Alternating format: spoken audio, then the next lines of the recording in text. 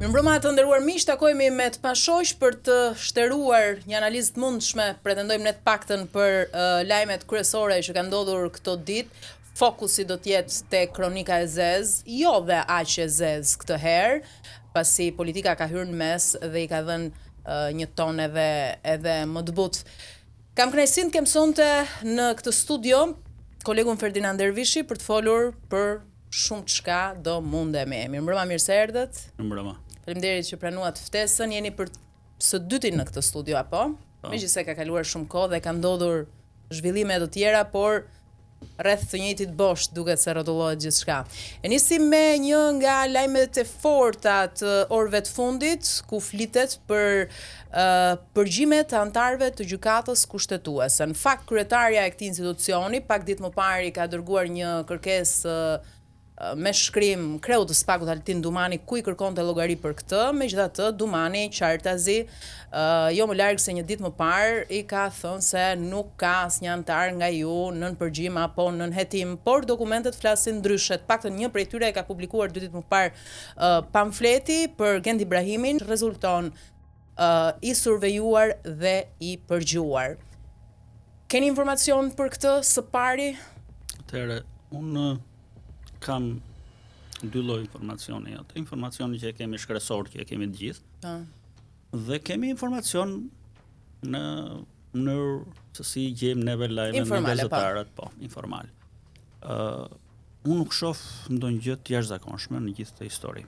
Ajo që duhet dhe unë ta nxjerr këtë në fund të argumentit. Kur thoni nuk shoh gjë të jashtëzakonshme, çfarë do të thotë? E jashtëzakonshmja në gjithë këtë histori, pesha e gjithë gjës. Nuk është a ka përgju SPAK-u apo s'ka përgju SPAK-u. E gjithë pesha është pse SPAK-u duhet përgjoj gjykatën kushtetuese. Pse ne duhet të dyshojmë te këto njerëzit që janë njerëzit më të pushtetshëm, ndër më pushtetshmit në vendin tonë, njerëz që mund të rrëzojnë qeverinë, njerëz që japin vendime të cilat ti nuk i prek dot më në jetëve. Siç ta zëm vendimi për ndarjen e detit me Greqinë apo etj. Pra, pse SPAK-u duhet të shkojë te këto njerëz? Ky është problemi më i madh. Po atëherë nga çlexohet nga ai dokumenti që juve publikuat si media, ka pas dyshime, sepse në vendimin për zhvleftësimin apo jo të përgjimeve të bëra nga SKCC, janë kimuar nga disa persona që së shumti janë brenda, janë pas hekurave me akuza shumë të rënda, filluar nga këto përgjime, sigurisht mund të jenë ato pasuruar me prova të tjera, të cilët janë të interesuar ashtu si në gjithë botën, pra nuk është bërë vetëm në Shqipëri kjo gjë, është bërë dhe në vende të tjera ku ka pas një problematik të tillë, janë zbuluar këto përgjime, pra të themi në Gjermani, në Francë etj. Janë ngritur personat e goditur dhe janë munduar që t'i zhvleftësojnë. E njëjta gjë u bë edhe në Shqipëri. Sigurisht gjykata shqiptare nuk mund të dilte nga vendimet që janë dhënë njëra pas tjetrës në gjithë Europën Por kishte një problem. Pra u vure, ishte vënre, sipas gjithmonë asaj dhe burimeve të mia që kam. U vure një problem. U vure ndërhyrje shumë e fortë që këtë nuk e ndryshojmë dot, sepse gjithë Europa e ka bërë kështu. Por hajt të rregullojmë diçka në përreshta. Dhe unë në këto burimet e mia më thonë që nga ajo çfarë është ka ndodhur në gjatë zhvillimit të gjyqit, se ka pas një gjyq për këtë punë. Dhe ajo çfarë është në vendimin përfundimtar, ose që do dalë në vendimin përfundimtar, është tentuar ose është bërë realitet të hiqen ca gjëra, ose të rishkruhen, ose të bëhen ndryshe. Me qëllim për të zbutur X person apo Y person. Kjo është problemi që ka dalë. Ato, SPAK-u ka marrë shkas për këtë. E para e ka të ligjshme. Është e ligjshme ta bëj përgjimin. Po pse është e ligjshme? Sepse është e parashikuar. Ata s'mund të jenë gjykatësi, kushtetues s'mund të jenë të përveçëm në këtë shtet. Po sigurisht është e ligjshme. Po. Kur ka dyshime, po. Janë qytetarë si gjithë tjerët. kur ka dyshime se ata po bëjnë një gjë të tillë, të cilën unë thash, është e ligjshme sepse e parashikon kushtetuta. Që SPAK pra nuk mund të jetë askush, nuk është presidenti i Republikës. Po mirë, në përgjigjen që ka kthyer Dumani që e mohon, këtë e ka bërë sepse nuk i lejohet edhe një herë. Të tregoj të vërtetën apo? Ai nuk thot s'kam bërë përgjime. Ai është përgjigjur institucionalisht. Po pra. Që unë nuk ju jap juve llogari, sepse më ndalon dhe ligji, nuk ju jap palëve të treta institucioneve që se kush janë subjektet të procedimit penal. Ai ka mohuar që jo, ai thot nuk, jo, më fal. Tjetër gjë. Ju më pyesni mua ke bërë përgjigje dhe unë them që s'ti jap përgjigje për këtë. Unë s'të kam dhënë përgjigjen që unë kam bërë apo s'kam bërë. Unë t'i jap përgjigje që për këtë s'ti jap se më ndalon ligji. S'të jap. Kaq, ka thënë asgjë tjetër. Po mirë, kur ja ndalon ligji, Holta Zaçaj nuk e njihte ligjin që i kërkoi ti thoshte nëse ka të vërtet këtu apo jo? Këtë nuk e di. Unë po bazoj, nuk e di këtë pjesë, Ndërkohë, ju po thoni që është e ligjshme që këta të përgjohen.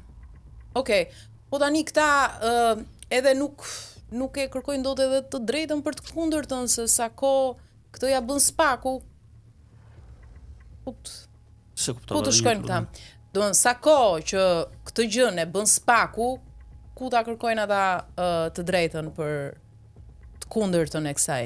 Kush duhet kërkojë të drejtën? Antarët e gjykatës kushtetuese. Ku të shkojnë ata për të pretenduar mbi këtë çështje? Po nuk ka ndonjë të padrejtë kur gjithçka është e bazuar në ligj. Çfarë të padrejtë ka? Është e bazuar në ligj. Nëse ka SPAK dyshime të arsyeshme, po. Atëherë të thotë cilat janë këto dyshime të marrë në hetim se i ka thënë dyshime të arsyeshme. Janë dy indicio që i kanë dhënë si thua në mënyrë. Atëherë janë në hetim këta pra. Një sekond. Indicie nuk janë në hetim. Po indicie hap dhe hetim. Dhe e dyta fakti që pas 30 ditësh nuk është zbardhur vendimi.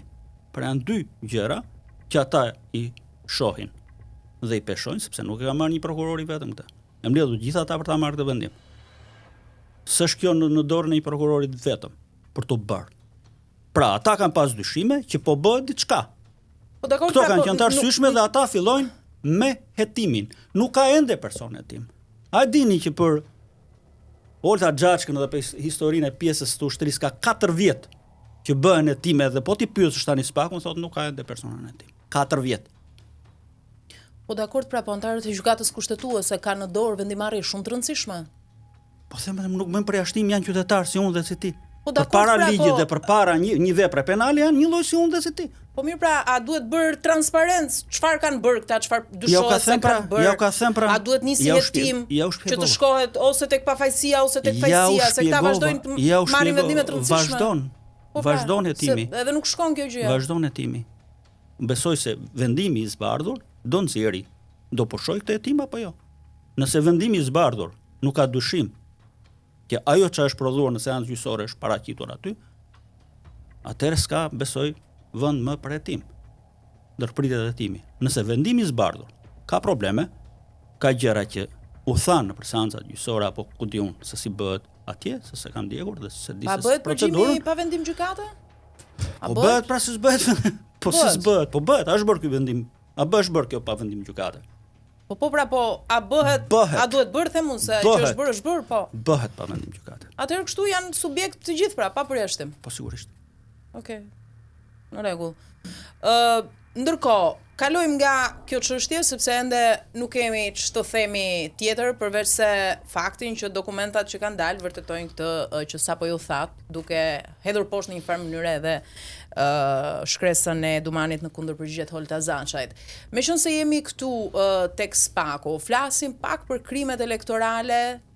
Ka pretendime të forta që këtë herë SPAK do të merret seriozisht me këtë punë, ka hartuar një plan pune të mirëfillt, ka ngritur një task force, do të bashkëpunojë me prokurorin e përgjithshme, me Komisionin Qendror të Zgjedhjeve etj. Nga ana tjetër, për t'ju sjellë në vëmendje 2 ditë më parë, për shembull, drejtori Akromax, Aldor Nini, ka shkuar në SPAK për të propozuar një plan pune për krimet zgjedhore, pasi sipas tij një betejë e mirë për deformimin e votës bëhet sidomos dhe në rrjetet sociale hidhen miliona euro përveç se në terren që ne e dim dhe është metodë e vjetër tashmë tradicionale. Më pëlqeu ajo. E këtij Aldoni nuk e një fjalë, më pëlqeu. Mu duk një qytetar me ndërgjegje, një shqiptar me ndërgjegje tamam, që ka vënë re atë aty, po mund të ndodhi ose ka ndodhur dhe thot hajde jap dhe unë atë ndihmesën time. Janë vërtet rrjetet sociale një, po themi, sken krimi. Po sigurisht që janë. Çfarë të them? Do të jap një shembull nga çka e kam bërë ndër vet. Do të marr një shembull që e kam goxha në mendje. Mbaj mend kur ka qenë historia e UÇK-s në Kosovë. Amerikanët fillimisht e shpallën organizata terroriste, UÇK.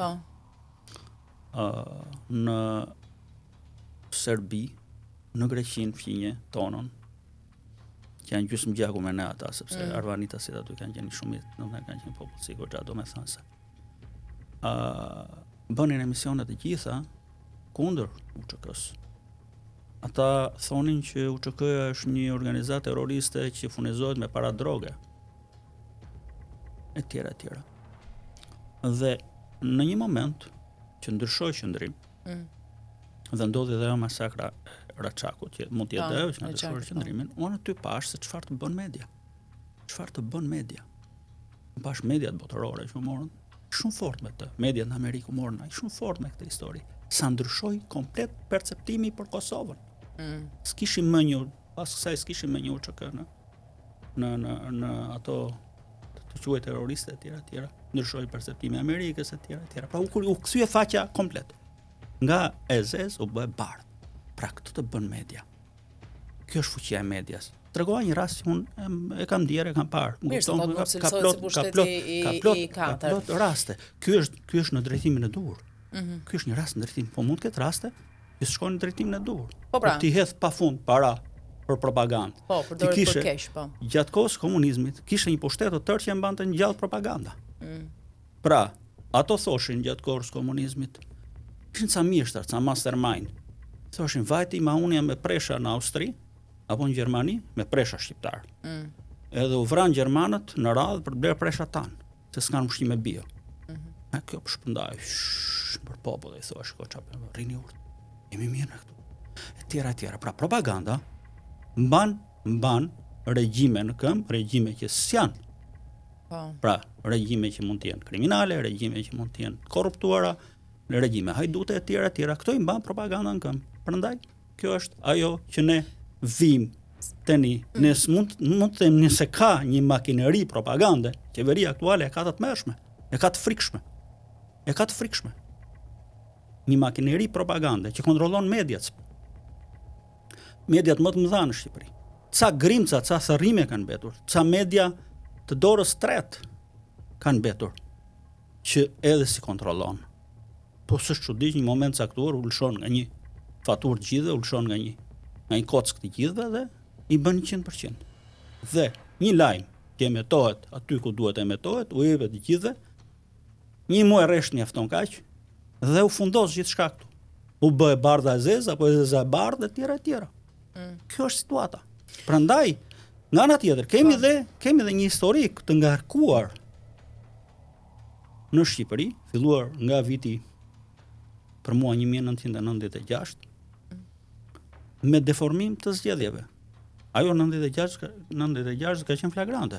Kur Berisha testoi pak më përpara 94 me anë të referendumit që se kishte shumicën dhe sepse dështoi referendumin për kushtetutën, mos gaboj, 94 dhe i kaputi një dru në 96-ën në disa zona, nuk e din Tiranë, sa në Tiranë gjaku bë, po në Berat ka kërcit Kalashnikovin. Në Berat janë marrë cvarr me pistoleta në kokë, numëruesit dhe këto përfaqësuesit në komisionet zgjedhore të Partisë Socialiste, tjera. Dhe deformoi aq keq rezultatin e zgjedhjeve sa në skrapar, dilin fitues, ishte bastioni pa diskutueshëm. Dilin fitues Partia Demokratike. Kaq turpshëm u deformua. Okej, vim më mbrapa, kemi pas akuza pa fund për blerje vote. Kemi pas akuza për manipulime të ndryshme në leximin e votës etj. etj. Kështu që dhe vazhdojnë. Pra, zgjedhje pas zgjedhje, sidomos blerja e votës, intimidimi etj. etj. është një problematik reale. Ne sarrim do të bëjmë zgjedhje që do të thënë, ne sarrim do të bëjmë zgjedhje të besueshme ende. I bën Kosova, ne si bëjmë dot. Me vërtet. Tani, sa punë realisht mundet të bëj dhe do të bëj SPAK-u, sa i ka mundësit, po themi, të parandaloj vërtet krimet zgjedhore këtë herë? Tani SPAK-u është vënë nën akuzë, kohë mbas kohe, se nuk është marrë me dosje, ka lënë pa hetuar dosje që kanë krime zgjedhore. Dhe lëvizja e Altin Dumanit dhe SPAK-ut kësaj radhe mua më duk në kohën e dur për të prerë dhe se thua hovin këtyre akuzave, ai po i la pa, si thua pa gojë kësaj radhe duke marrë përsipër që unë sa të mundem do monitoroj zgjedhjet kësaj radhe. Po i ka mundësit infrastrukturore, po themi burimet njerëzore, se një prokuror për secilin qark. Shikon, në pamje të parë duket sikur nuk i ka. Ka dhe një problem që nuk bëhet gjithçka ato 2-3 ditë. Fillon më përpara. Fillon mbledhja e votës, fillon manipulimi i njerëzve, fillon shumë herët. Nuk është e thjeshtë, sigurisht një prokuror apo 2 prokurorë të SPAK të bëjnë një kontroll total të gjës. Por, unë besoj se ato që do kapen nga SPAK-u dhe do provohen, nuk do shkojnë me 1 apo 2 muaj apo me hiç burg. Unë besoj se ata do japin dëshkime shembullore, sepse ata nuk kanë treguar që të paktën sigurisht nuk janë aty ku do donte gjithkush me politikën, po me krimin. Nuk mund të thuash dot. Me krimin, ata kanë bërë arritje me krimin, me ato dosje që kanë bërë. Do të kalojmë dhe aty, po kryeministri dha ultimatum publikisht Altin Dumanit, kreu të SPAK-ut. Na lini, jemi në fushat elektorale. Pyetja këtë rast bëhet nga se ka frikë kryeministri. Pse ka frikë? Kryeministri duhet i bëhet shumë mirë që SPAK po vete të shoh. Pse ka frikë? Kjo është pyetja që e rrezon tok kryeministrin. Pse ke frikë ti zotri? Ti je në pushtet. Ti i ke të gjitha. Pse ke frikë ti se do ketë aty një monitorues pak më tepër, diçka më tepër? Aty ka monitorues, do vinë nga Evropa, do vinë. Pra, kjo është ajo që e zhburron atë kryeministrin dhe i thotë që o zotri, ti çka ke? Pse ke frikë? Ti s'duhet kesh frikë. SPAK-u është ai që thuash investimi i Partisë Socialiste, që ti e thua shpesh, SPAK-un e mbajmë ne etj. Çka ke frikë? Ata janë aty për të marrë me krime zgjedhore. Më fal, zotëri, ke ndërmend ta bësh? Dhe s'të pëlqen prezenca e tyre? Këtë duhet mendojmë neve? Kjo është. Tani, goditjet nga ana e SPAK-ut ose më saktë monitorimi, duke qenë se do të fokusohet tashmë tek krimet zgjedhore, më së shumti tek politika, nga ana tjetër krimi i organizuar, që është një fuqi e gjithë ditur tashmë si bashkëpunëtor, po themi, të kësaj vepre penale, sa herë që këtu ka zgjedhje. Nuk e di këtë pjesë, di kaq që kryeministri aktuale ka problemin po aq të madh sa e kishte në vitin 2013. Pra, duke sikur ai ka bërë ciklin, e ka ngrënë qertullin, them unë, e ngri të zonën rrethore, sepse gjithkush nisja e gjithkujt në këtë botë është në formë rrethore, nuk është në formë të drejtë. Dhe kthehesh prapë në vendin ku ke nisur dhe mbyllet aty historia. Dhe unë shoh të njëjtën frikë që ai ka pasur në 2013 kur tha aleancën me djallin, mjaft të heqë Sali Berishën. Kjo është një problem shumë i madh, sepse nga kjo, nëse ai vjen me të njëjtën mendje dhe në këto zgjedhje, ne do kemi shumë probleme në këto zgjedhje. Tani ne kemi parë këto kohë në dyert e SPAK-ut të shkojnë edhe njerëz që e kanë shpallur tashmë kandidaturën për deputet në zgjedhjet e ardhshme. Çfarë do të thotë kjo? Për shembull, kujtoj këtu rastin e Tom Doshit, për shembull, po ti ke Ilir Metën që e ke në burg. Kur u pyet, them këta që janë të lirë, që u pyet tha për një çështje pasi kisha qenë në tavolinë me dikoj që përgjohej, për shembull.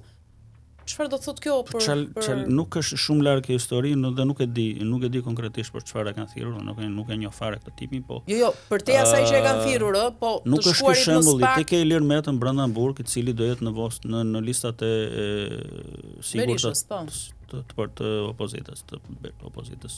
Partisë Demokratike, po. Kështu që përderisa lejon ligji, unë nuk di ç'të them, ata janë akoma të padënuar, dhe një moment mund të shpallen edhe pa fajshëm, nuk e di, por nuk është ky problemi. Cili është problemi? Nuk është ky problemi. Problemi është sa do kërkohet nga krimi, ky është problemi më i madh. Sa do guxohet të kërkohet nga krimi vot. Dhe në çfarë mënyrash do i lejohet atij ta bëj. Po është guxuar. Ka ndodhur ande nga lezha ngjarje që kanë prodhuar viktima, kanë marrë që kanë përfshirë fise, kanë përfshirë njerëz në nivele shumë të larta në historira të tilla. Kështu që çfarë mund ta sfumoj këtë guxim këtë herë? Ka arsye? Nuk di ta them, nuk është se ka një forcë tjetër të madhe, të padiskutueshme, jashtë duke ardhur në pushtet. Nuk mund ta thuash. Shoh një ndarje goxha të madhe. Nuk besoj se Partia Demokratike mund të arrijë nivelin e Partisë Socialiste, dhe kemi edhe shfaqjen e të rinjve. Që mund të bëjnë dhe ata atë pjesën që bëri dikur Ilir Meta me pak deputet. Të bëjnë atë ndarjen e madhe. Tani kur themi krimi i shërben për zgjedhje, i shërben vetëm partisë në pushtet apo opozitës se krimi ka dhënë prova, krimi i shërben asaj partie që ai mendon se fiton zgjedhjet. Kryesisht bëhen me më të fortin. Pra, ata kanë një nuhatje të fortë, ata kanë një nuhatje të fortë për të bërë me më të fortin. Dhe më i forti sigurisht kryesisht është ai që është në pushtet. Është e tmerrshme se si ata nuk e di se ndodh këto zgjedhje, nuk e parashikoj dot, por në zgjedhje parakaluese personazhe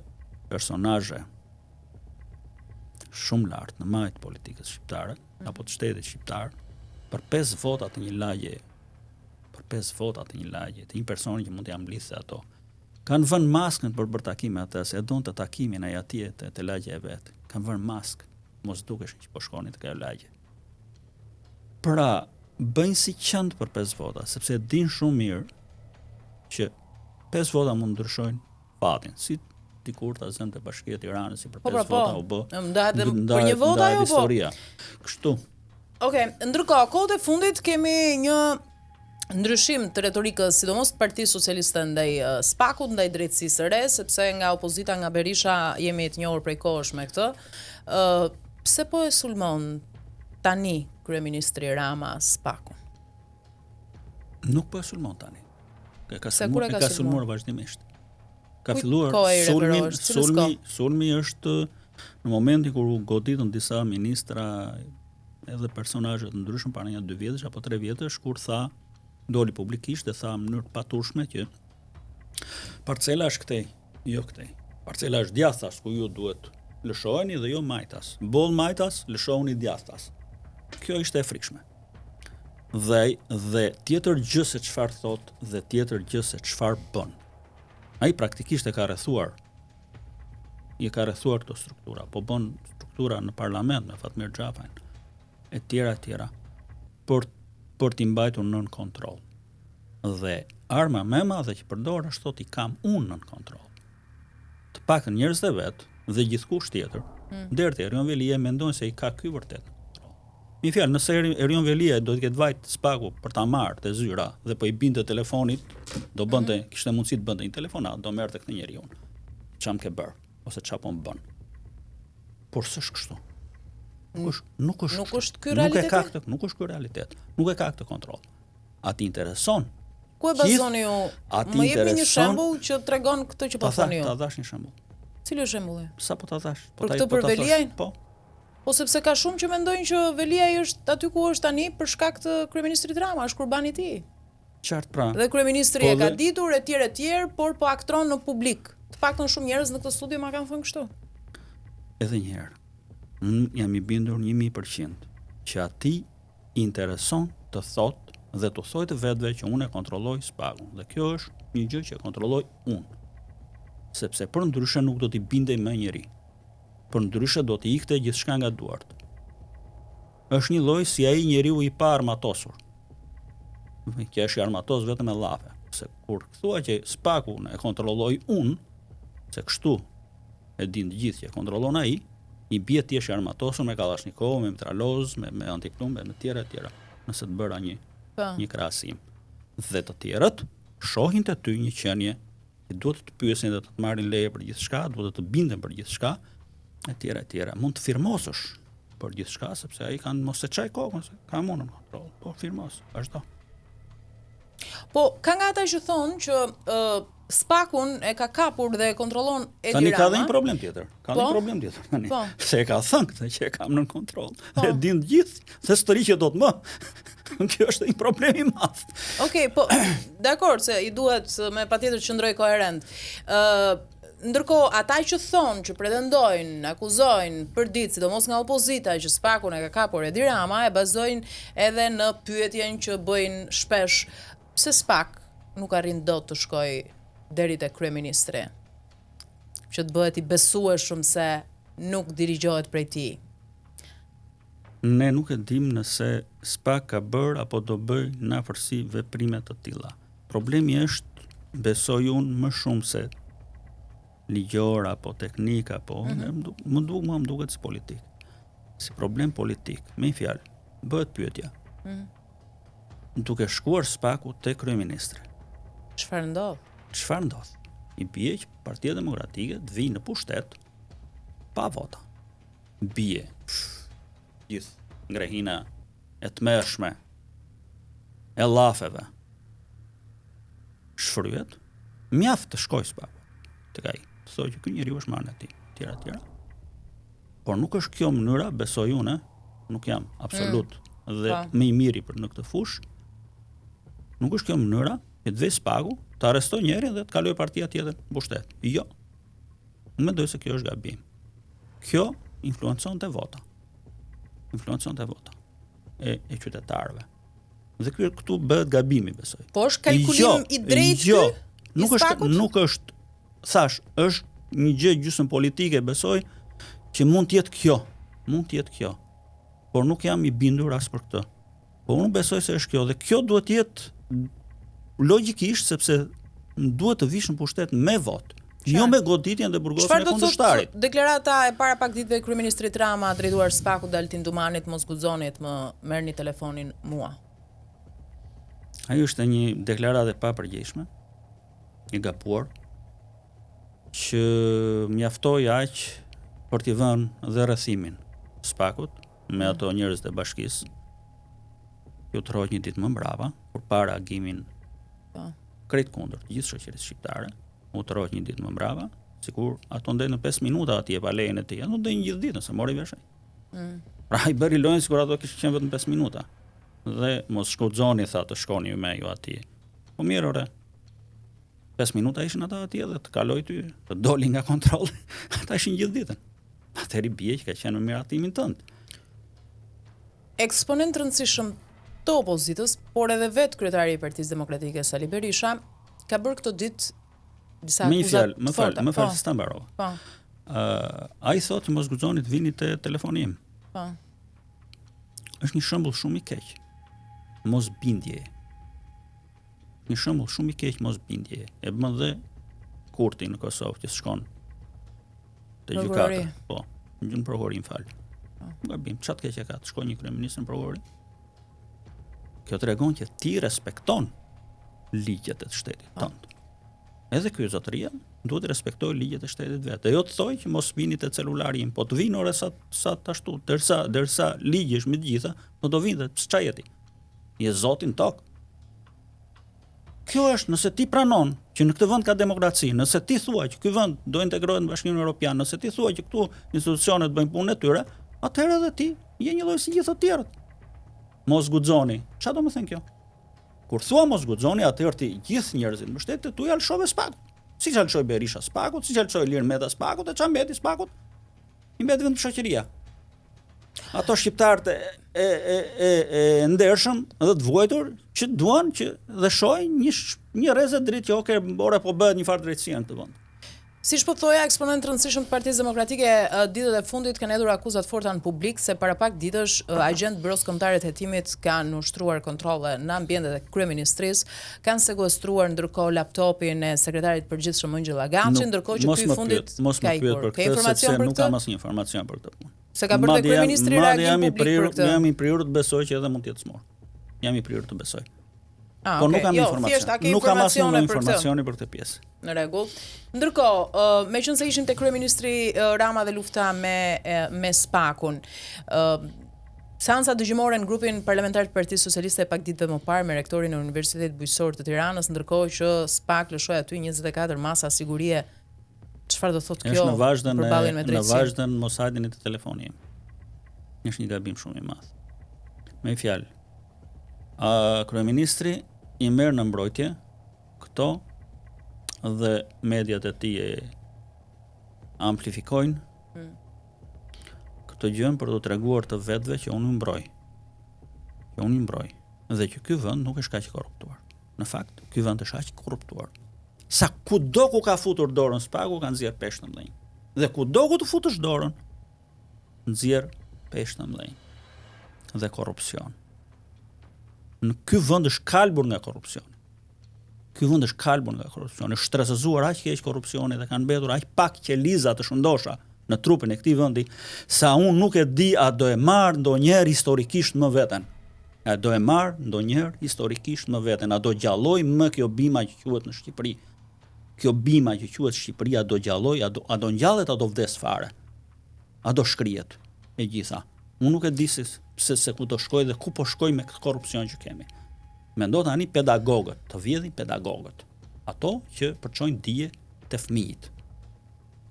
Tani me fonde Amerika e ka pezulluar ndihmën ndaj shumë institucioneve shqiptare, si në kundër gjithë botën, po i referohemi SPAK-ut, po ashtu. Në situatë është sot SPAK-u, po referuar ndihmës tjetër që ka ofruar gjithë këto kohë Amerika për SPAK-un, duke ja tashuar aty her pas here përfaqësues të DEA-s, të FBI-s, a e ka sot këtë mbështetje SPAK-u nga Amerika? Atëherë, SPAK-u sigurisht deri dje ka pas këtë mbështetje.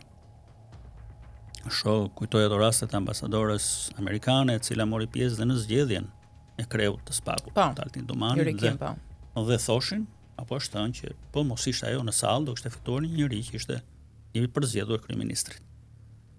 Madje për pak nuk fitoi. Që tregon një ndikim. Ndikim për mirë. Por kohët e fundit kanë ndodhur ngjarje të ndryshme, një tjetër staf ka marrë pushtetin në Shtetet e Bashkuara të Amerikës, kanë të tjera ide, po ndodhin zhvillime shumë të mëdha botërore që ne po i ndjekim. Dhe duket një tërheqje. Duket sikur është tërheqje, po ato aty janë. Ato njerëzit aty brenda janë. Dhe ndërkohë ka një mbështetje nga Europa, cilës i takon, se ne jemi pjesë e Europës.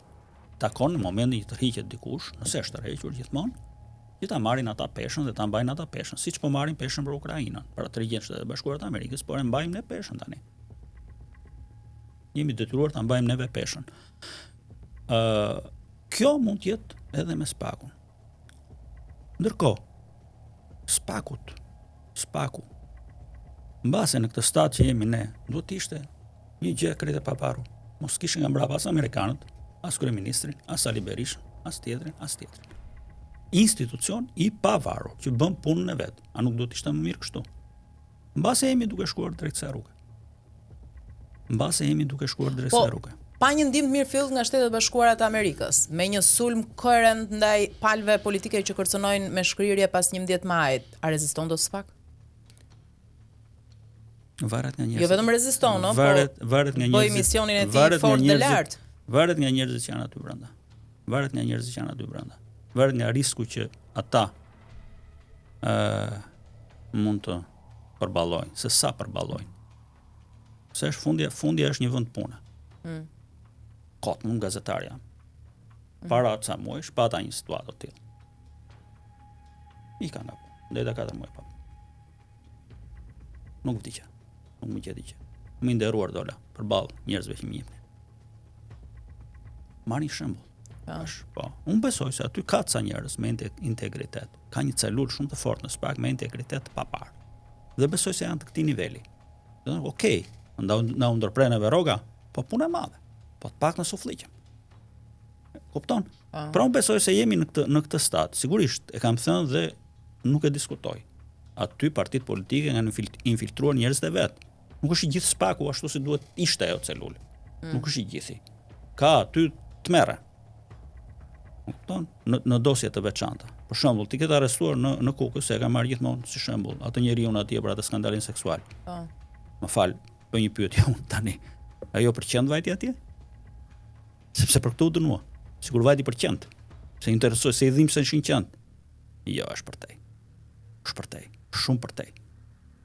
Kësa historie. Dhe SPAK e la sikur atje ajo vajti për qend. Ta zemë, po pa një rast.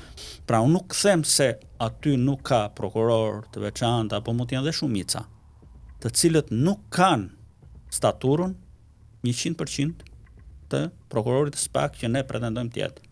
Por 5 apo 6, një bërtham, aty e ka këtë staturë. Meqense jemi në këtë analizë të ndarjes prokurorëve në SPAK, dua t'ju bëj një pyetje direkte për dosjen Veliaj. Kryebashkiaku i Tiranës tashmë në paraburgimin e Durrësit thuaj se çdo ditë mundohet të hedh dritë mbi po themi pak kënaqësitë që ai ka në raport me dosjen e vet të prokurorit të çështjes së tij Ols Dado. Kaq shumë sa po komentohet ky prokuror, edhe nëse nuk ka asgjë të vërtet nga ato që pretendon Veliaj, a mos i shërben më shumë besueshmërisë së këtij procesi, për shembull, që SPAK të ndërhyjë dhe të vendosë një prokuror tjetër? Është një strategji për të minimizuar atë që ka ndodhur. Është një strategji shumë e zgjuar për të minimizuar atë që ka ndodhur. Pyetja logjike që i bëhet Veliajt është ç'a lidhje ka që ti shkruash pafund kundër Olsit Dados, e të mos shkruash asnjë rresht për të sqaruar akuzat për cilat ty të ka bërë prokuroria. Pra ç'a peshe, ç'a logjike ka? Po ato ka sqaruar ai për ditë. Akuzat. Ja, nuk ka sqaruar. Ai për ditë është marrë me Olsit Dadon, nuk e thënë ky ma ka bërë mua, ma ka bërë Kastile, ma ka bërë kështu e ky njeriu. Po dakor, unë para një javë kisha në studio një prokuror etj. Kisha në studio para një javë prokurorin Ervin Karanja, ish prokurorin Ervin Karanja, dhe nga informacionet e tij, për shembull, prokurori Ols Dado nuk ka kryer magjistraturën. Një ndër për shembull kriteret kryesore, pastaj hodhi dyshime të forta për katapultimin në SPAK. Nuk e njoh këtë zotërin që se nuk e di ku kullot, dhe nuk e di se dua ta diskutoj në parim. Pra në parim të bëj unë ty një pyetje, a duhet të ndërhyjë si pale tret them unë SPAK për të rregulluar këtë, se s'mund vazhdoj kështu kjo. Të ta hedh të gjithë në tokë të po thoni juve. Aty janë 2 prokurorë. Pra, dosja Veliaj ka 2 prokurorë. Pse merren me të parin dhe s'merren me të dytin? I dyti është më i fuqishëm se i pari. Puleja e ndërtimit qëndron për konflikt interesi sipas jush? Po pse të gjithë ato që njerëzit në Tiranë do ndërtojnë do kenë nga një shtëpi? Ç'a ka këtu? Ka marrë një leje ndërtimi para do vitesh? Do të heqim në tërë që marrë leje ndërtimi? Jo, po mirë, po është prokurori i dosjes së tij ose? Nuk besoj se ka këtu një konflikt interesi. Nuk është kjo ideja e konfliktit interesi. Jo, unë pyetin time e kisha parimore faktikisht. Ai është një qytetar i thjesht që do vetë do strehohet ai, do marrë një leje ndërtimi. Nga ky moment ai duhet të largohet nga hetimi i çdo lloji personi që është te Bashkia e Tiranës. Jo, pyetja ime ishte vetëm parimore, në kuptimin që të hyjë një palë tret, një arbitër për të rritur besueshmërinë, e kam fjalën dhe të mos vazhdojnë cicmiset për është një strategji e Erion Veliajt për të goditur këtë njeriu për ta çuar. Po çfarë fiton me këtë strategji? Po sepse po e çon të gjithën tek historia që ky njeriu i gabuar, me ato i mua ky njeriu se kishte gabime. Nëse e ka strategji? Po pra se s'po merret me thelbin. Po dakor, po gjithë to lek që shkallët e gjyqësorit nuk është se po i miratojnë ndonjë, po i pranojnë ndonjë kërkesë ose ja rrëzuan dhe për celularin dhe për nuk është se po fiton gjë, në sensin nëse e ka strategji pra. Ajo është një strategji e gabuar e tij. ja kanë mësuar kështu se kështu është. Do bëhet më mirë për ty, ose kështu e mendon ai se aq më të ka. Strategji e gabuar. Jo. Do ta thyesh akuzën aty ku ajo është më e rëndë. Akuza nuk është më e rëndë se kush ka qenë Olsi Dado apo ka marrë Olsi Dado pesa. Kush ka akuza për ty? Akuza për ty është ke abuzuar me fonde publike. 1, 2, 3, 4, 5, 6, 7, këto rëzoti. Merru me këto, në secilin prej tyre. Çfarë do të thënë kjo? Më futin burr mua një njeri që ka marrë pesa. Nuk ja vlen, dua një njeri që ka marrë 10. Po çfarë lidhje ka kjo tani? Okej. Ndërkohë, kalojmë flasim pak për një aksion të kësaj fundjavë. Ka dhe një gjë tjetër që doja të ta thoja. Po. A e ka lëshuar Edi Rama këtë Erion Veliajn? A e ka lëshuar? Doja të sillja diçka gjysmë psikologjike. Të mos harrojmë që Erion Veliaj përpara se të vinte, të arrestoj, ka marrë goditje nga kreu i partisë vetë. Është një qarkullon që thotë do ta varën majt pemës.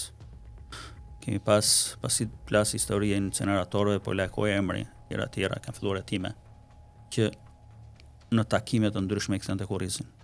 Jeshtu këtë herë tushonte nga fotot që publikonte etj. Pra, të gjitha këto gjëra tregojnë që ky njeri se ka më mbështetjen e kryeministrit dhe të grupimit të madh fuqishëm politik në të cilin bën pjesë. Në një moment të tillë, ti je më vulnerabël për të goditur. Sepse edhe ai prokurori atje thotë, më varja se këtë se do as kryeministri vet. Jap një hap më tepër unë. Pra nuk ka më intimidim, nuk ka më tërheqje mbrapa. Ka plot raste në historinë e di botërore, po në historinë e Shqipërisë që kam ndjekur ka plot raste. Pra e ka lëshuar ama. Të them unë ty, ja, unë kam dalë, nuk kam bërë një libër për Azem Hajdari. Unë kam thënë që Azem Hajdari, po ti kishte mbështetjen brenda partisë vet, natë, brenda Sali Berishës. Nuk do ishte vrarë. Se kishte mbështetjen që duhej. Se kishte. Ishte njeriu që çukitej, goditej, mbajnë në kontroll. Të them një rast më specifik. Është një Eduard Belegu, një njeri që rinte me ministrin Dritan Prifti. Një njeri ti. Sara Dritani u zhduk Belegu. Saimir Tahiri, e njëjta histori. Erion Veliaj, e njëjta histori. Po flasim edhe për një histori të Gramos Pashkos. Në momentin që këta humbin, do është mbështetjen e grupit madh të cilin janë, që në mos të njeshit, atëherë të gjithë këta bëhen më vulnerabël për të goditur. Nga kushdo që ka një objekt për ta. Për ta. Flasim pak për aksionin e fundjavës të SPAK-ut që evidentoi edhe një herë, po themi, inkriminimin e radhëve të policisë së shtetit, ku lëshuan masa sigurie tashmë janë në qeli 3 njerëz të policisë së shtetit, 2 shefa krimesh në rangvendi dhe një ish operacionale. Arrestimit të drejtuesve të lartë policisë, sikur po arrestojnë sa fshesa xhin. Pse? Kaq turp është, sepse janë të implikuar. Ka shumë ka, po thoni. Janë të implikuar. Një pjesë e madhe është implikuar. Një pjesë e madhe emërohet nga krimi. Një pjesë e madhe emërohet nga krimi. Është ndar pushtetin 2013 me krimin.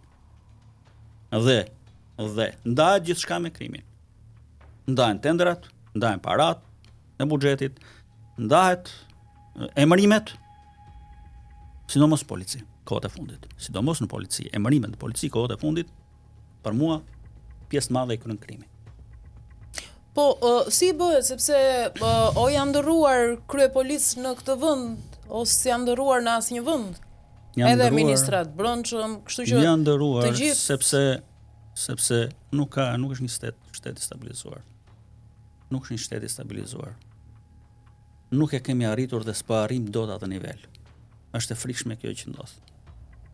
Ndrohen se i do teket dikujt.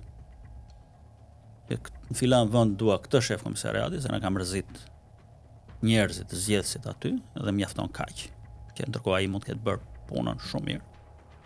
Mjafton kaq i shkon vesh të madhit dhe iku me një SMS. Mbaroi. Unë kam ndjekur rastin e Timsit. E di shumë mirë çfarë ka ndodhur. E di se si në polici deportuan deri në nivele me grad nën Muhamet Rombullaku, që ishte në atë kohë. Drejtuesi i parë. Element të krimit, sepse duhet patjetër të merrnin timsin. Ndërkohë, keni informacione se si është marrëdhënia për shembull mes kryepolisit Proda dhe ministrit Brendshëm Hoxha, sepse flitet, nuk di që. Po pra, flitet që nuk shkojnë. Flitet që nuk shkojnë, se kupola është shumë e rëndësishme për mbarvajtjen e punës. Nuk e di. Nuk kam informacione. Policinë e shtetit që po flitet tani me flitet nuk është shumë në stilin tim me këto flitet, po. Pyeta nëse ke informacion për shembull. Ajo që shoh unë është që ne policinë e kemi prap full me persona që kanë lidhje me krimin. Rasti i fundit ta tregoj. Nuk është se ka ardhur një ministër i ri, ka ardhur dhe një kryepolici i ri, janë bërë dhe ca konkurse idiote, të gjitha ashtu siç kanë dashur t'i bëjnë, kanë bërë vetë, kanë zgjedhur dhe u kanë dhënë gradën atë që duan vetë, sikur është Republikë Bananash, dhe kemi të njëjtin rezultat. Policia vazhdon të jetë super e inkriminuar, elementë ndryshëm të gjithë sigurisht. Okej. Ndërkohë, një javë më parë në Tiranë u bë një vrasje, një shtetëse e huaj, nuk e di a keni informacion, se është kthyer në mister tashmë këto ditët e fundit, nëse ishin çifti palestinezëve me disa nënshtetësi të huaja, apo ishin babebi, nuk ka ende gjurmë të autorit që dyshohet.